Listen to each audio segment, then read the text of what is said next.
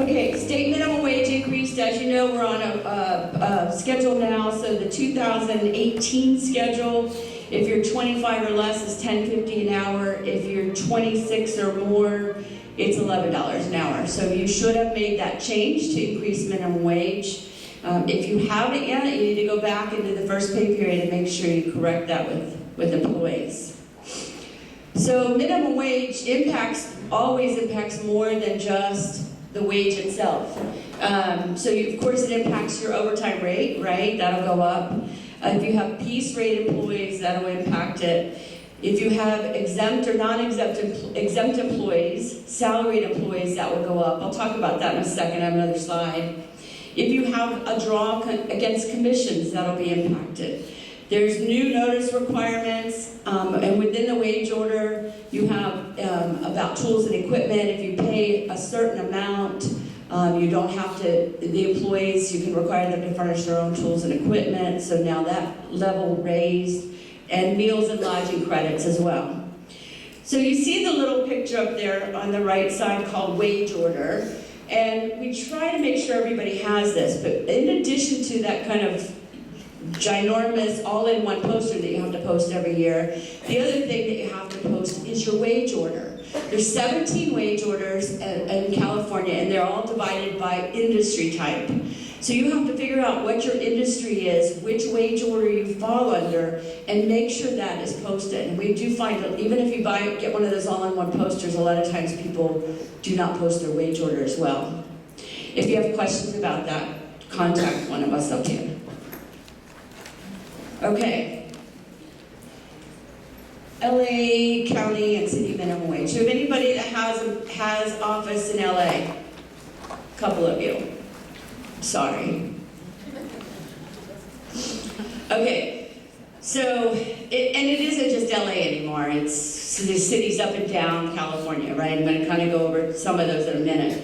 But if you have an office in the city of LA, or if you have an employee who goes into the city of LA and works at least 2 hours in a day, you have to follow the ordinance of the minimum wage ordinance for LA, which says by next July, if you have 25 employees or less, minimum wage is $13.25 an hour.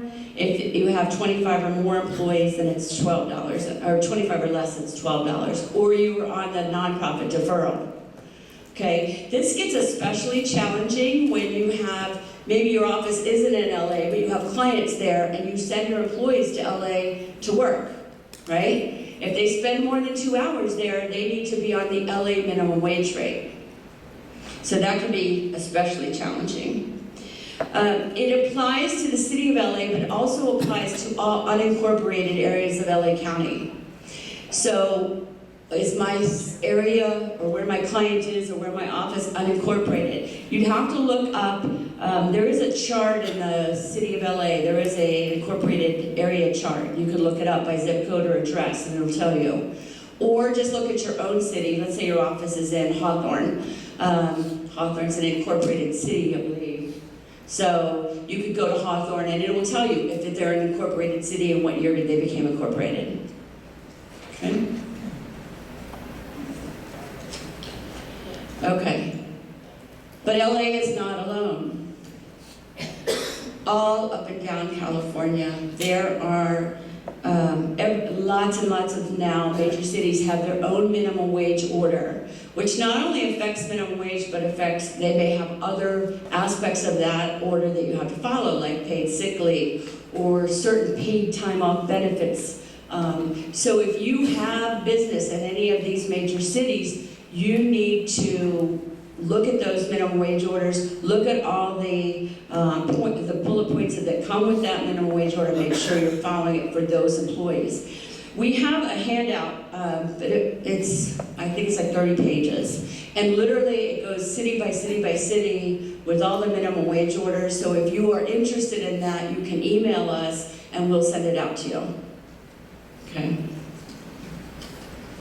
Okay. Exempt employees. So as I talked about, anytime minimum wage goes up, so does the threshold, the minimum salary threshold for exempt employees. So this is So here, minimum wage went up, and again, so does the minimum wage threshold. If you're 25 or less employees, you need to be paying your exempt employees at least $43,680,000 a year. Okay? This is for executive, professional, administrative exemptions.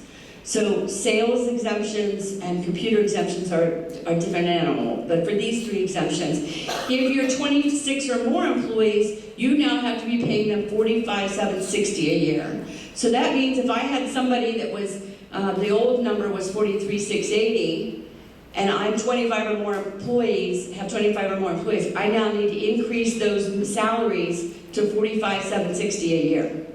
Adrian, it's 26 or more. 26 or more. I think 25 now. 26 or more. Because they created a random break this time. Oh, okay.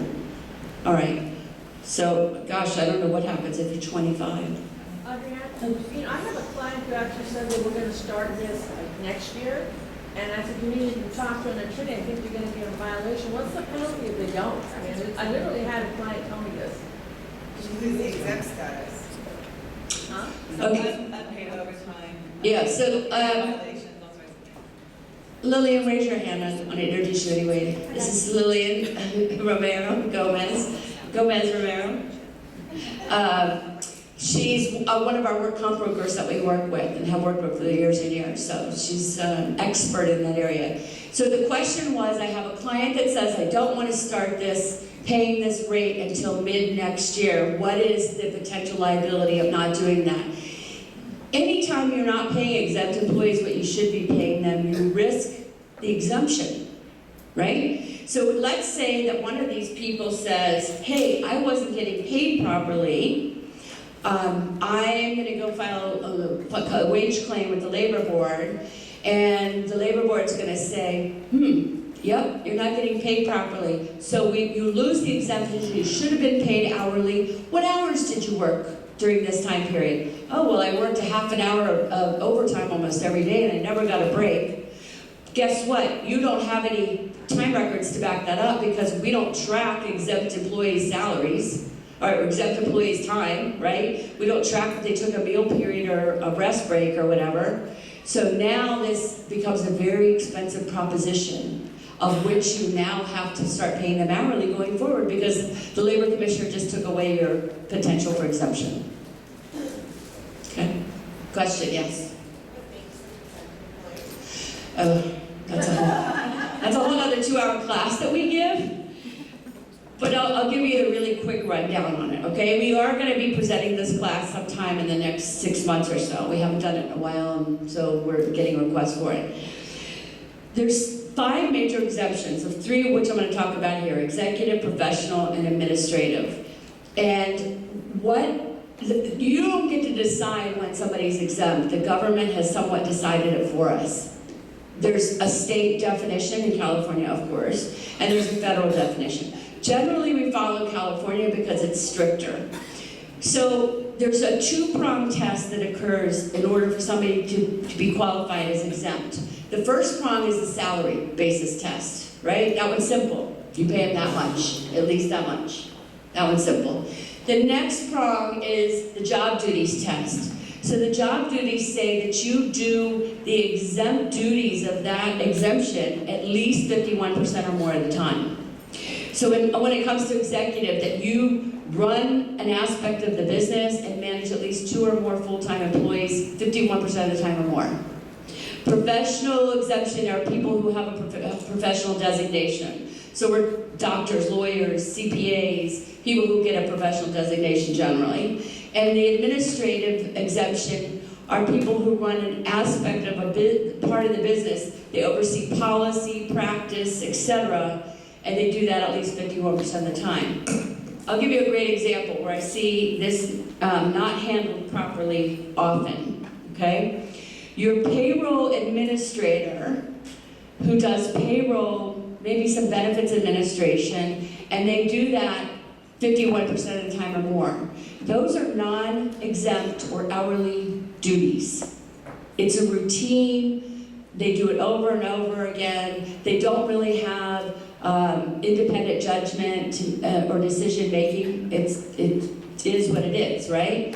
So I see a lot of people do that. On the other hand, an HR administrator who is managing policy, doing write-ups, determining if people are going to be terminated or not, and they're the final decision maker, that would be an exempt level duty as long as they did that 51% of the time. Okay, so that's it in a nutshell, but you'll be welcome to join us at our next exempt, non-exempt seminar. Okay, computer professionals get their own exemption and their own rate. So if you have a computer software type person and you want them to be exempt under the computer professional exemption, you have to pay them at least $90,790.07 a year. Okay? Otherwise, they won't qualify.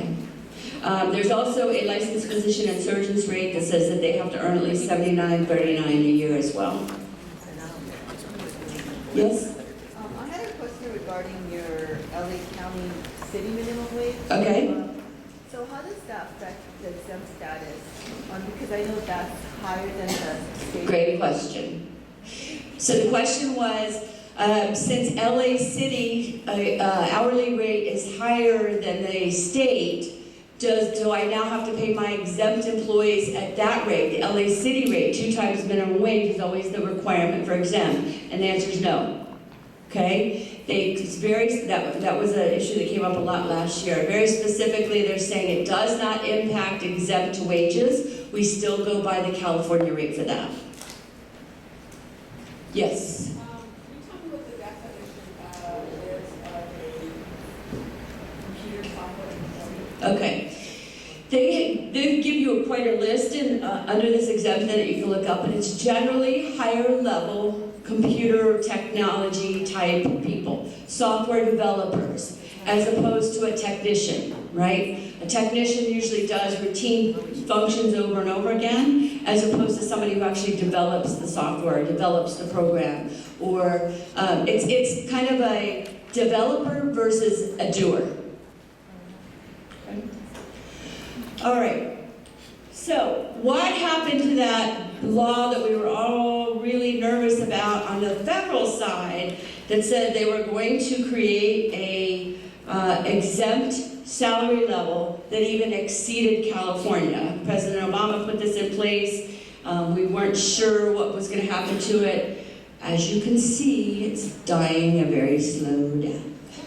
Okay, we have found out, they are telling us, DOL is telling us that the proposed overtime rules should be decided by October 2018. At this point, we're not going to worry too much about that.